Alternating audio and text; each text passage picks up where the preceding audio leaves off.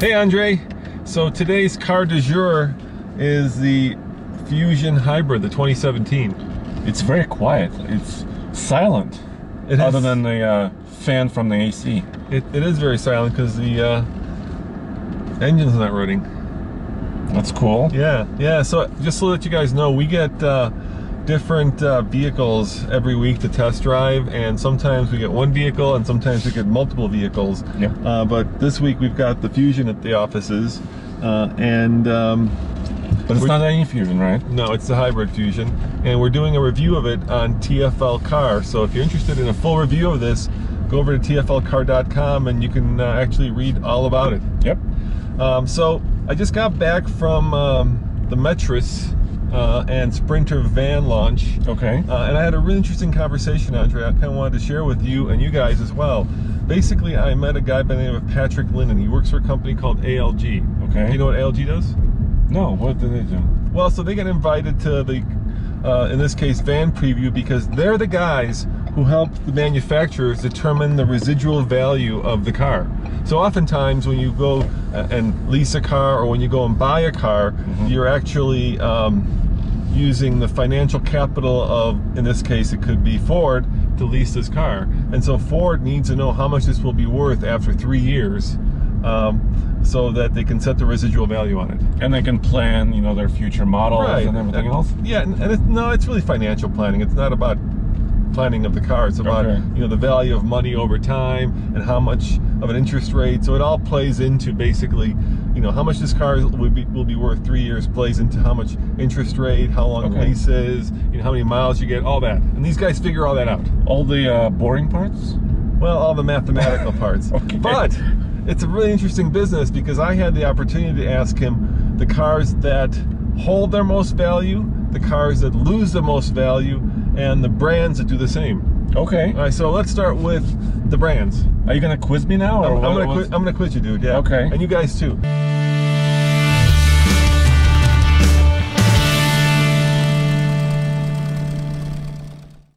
So what brands do you think hold the most value? In other words, after a few years of ownership, you'll have the most money invested in that car so that when you go and sell it, it'll be worth the most. Well, you know, I think it has to be Lexus because they have the quality behind them. Yep. And I think it's gonna keep its value. You are absolutely wrong. What? It's all about supply and demand. So really, when you think about it, it's, you know, the cars and actually vehicles that hold their most value are the ones that are sought after the most, right? Because people are willing to pay the most, supply and demand. Okay. So one of them is, not surprising, it's Subaru. Oh. Yeah.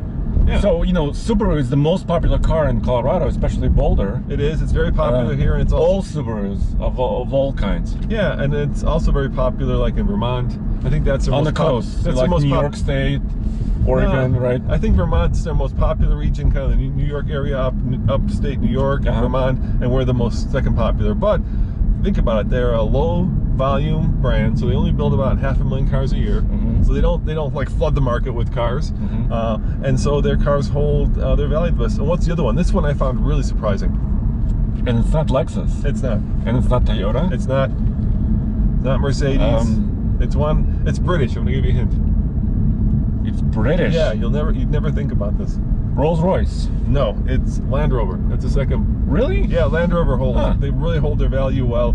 I think it's it's because they're hot right now, right? They're in that kind of luxury crossover segment, and a lot of people aspire to having not only a crossover but a luxurious crossover, and Land Rover builds those. Okay. All right, so let's flip the side. Let's flip the coin. Okay. And what brand do you think holds their value least? Now, think about the fact that these are brands that probably sell a lot of cars.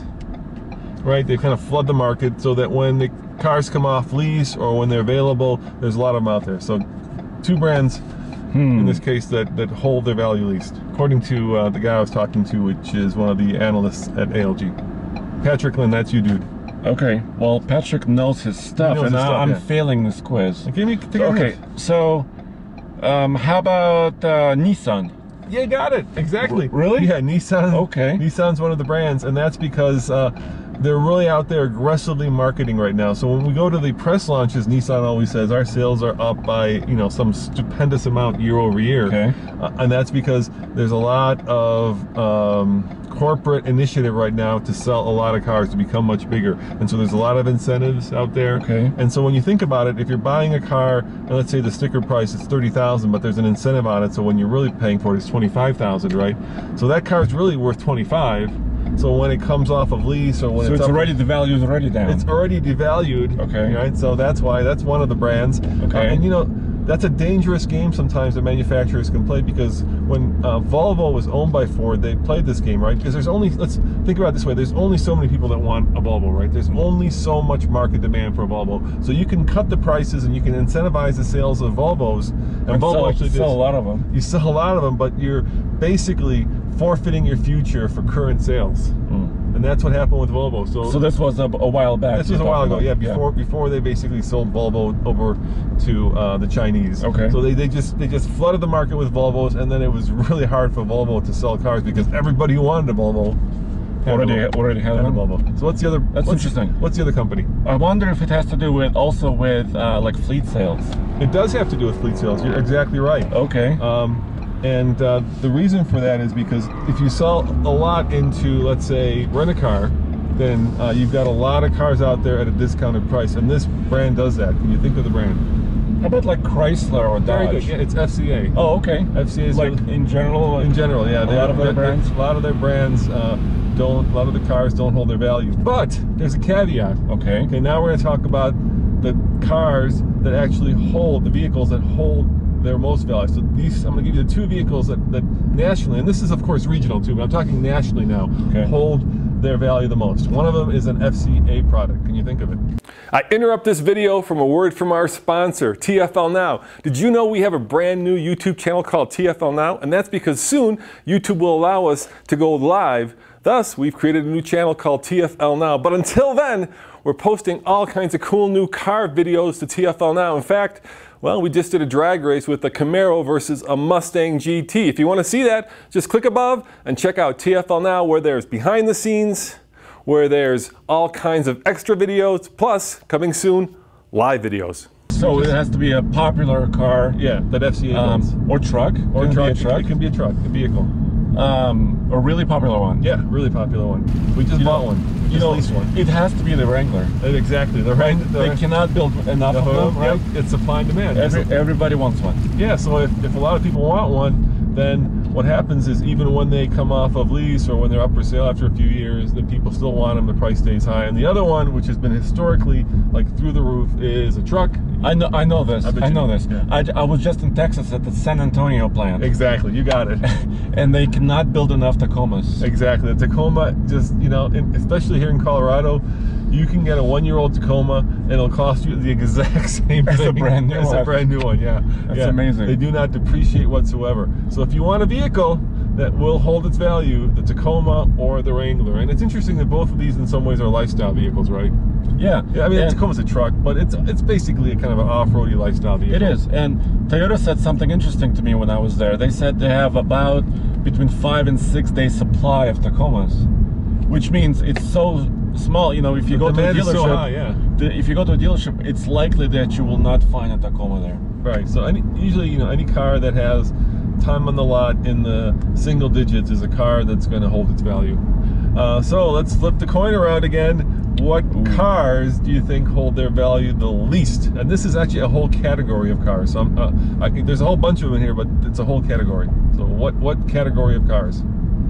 It has to be like a commodity, probably like a compact sedan. It could be. I mean, the compact sedans are in this group of cars, but I'm not going to make you guys wait any longer. It's electric cars. Oh. Yeah, all those cars, all those kind of compliance cars sold. Hey, look, there's a i3. There's an i3. All those kind of compliance cars sold in California. So think of the 500e, think of the Soul EV, think of any of those cars. I think there's about 11 of them altogether. Well, like the Spark EV. Exactly. All of them. And what about like the Leaf? Worst depreciation probably of all those. The Leaf just falls like a rock. And I asked Patrick, I said, why is the Leaf?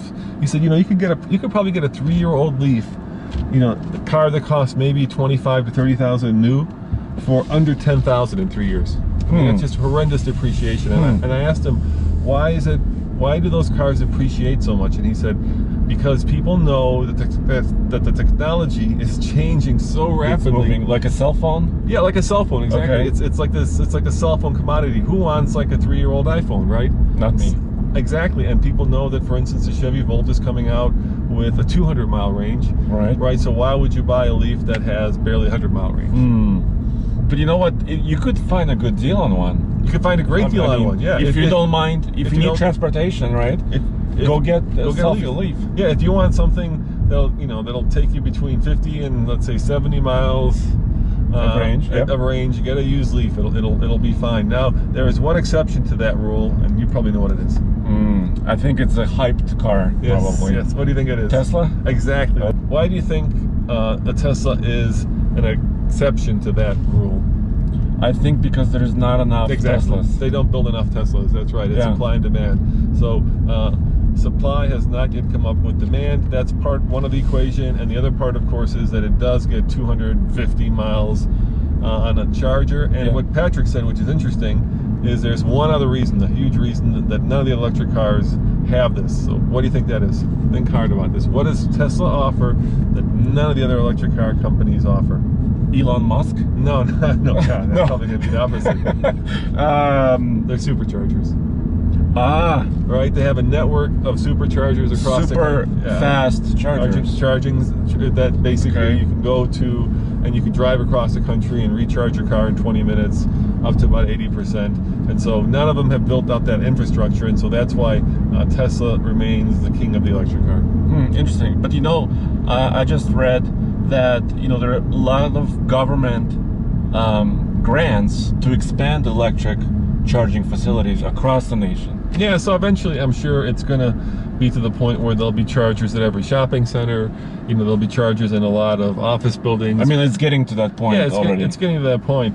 And we're in a hybrid right now. This is a car that is kind of an intermediate step between, obviously, full-on electric and a traditional combustion engine. Yeah, Ford also offers a plug-in version of the Fusion. They do offer a plug-in version. But so far electric cars are not the huge hit that a lot of people maybe 10 years ago envisioned that they would be. Yeah, that's interesting because, battery technology is evolving so quickly, right? And you might get a bigger range, and, I'm waiting for iPhone 7 right now. Yeah. Because I don't want my old iPhone. Right. So there you have it, guys. The top most depreciating brands, cars. The best. Yeah, and the top most non-depreciating, all in one little vloggy video. I hope you enjoyed it. Let us know what you think in the comments below. As always, this is Roman and Andre saying thanks for watching. Remember, check out tflcar.com for more news, views, and real-world reviews, and also tfltruck.com. So we're doing only about 3 videos a week on TFL Car, and we're doing these top 5 videos on car, and we're doing some really high production value videos like the diff lock episodes, like something that just takes a lot of time and effort to put together.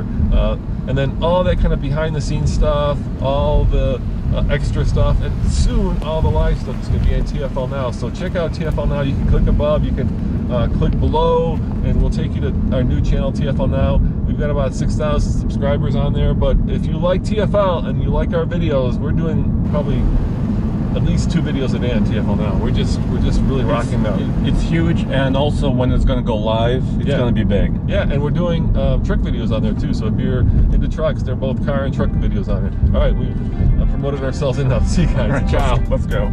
So let's explain the tire I decided to go with, the wheel I went with, and why we're upgrading in the first place. So these are the Goodyear Wrangler SRAs that come on the stock Wrangler Sport S, and to be honest, they're just not surviving with the off-road abuse we've put them through even so far, and they're really starting to chunk up a little bit, so it's time for a proper off-road tire. Now, I decided to go with this tire and wheel. This is off of a 2014 Jeep Wrangler Rubicon, and as you can see, there's definitely some rock rash going on here. I bought them used on